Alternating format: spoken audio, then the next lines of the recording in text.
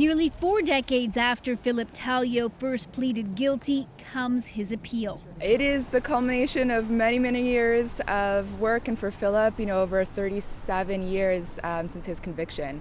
So it is a very big day.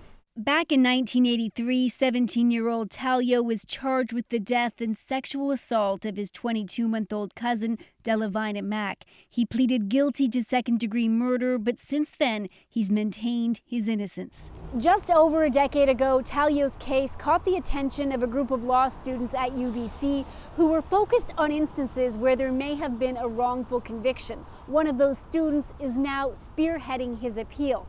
The defense claims that back then Talio was given bad legal advice and he didn't understand he was pleading guilty.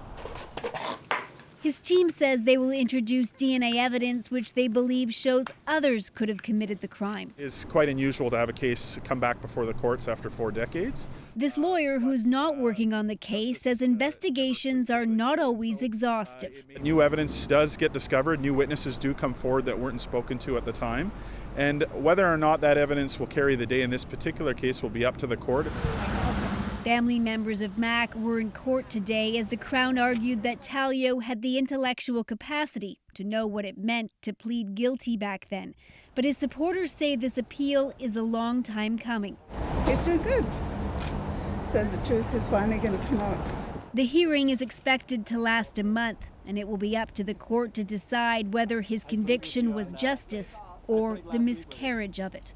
Briar Stewart, CBC News, Vancouver.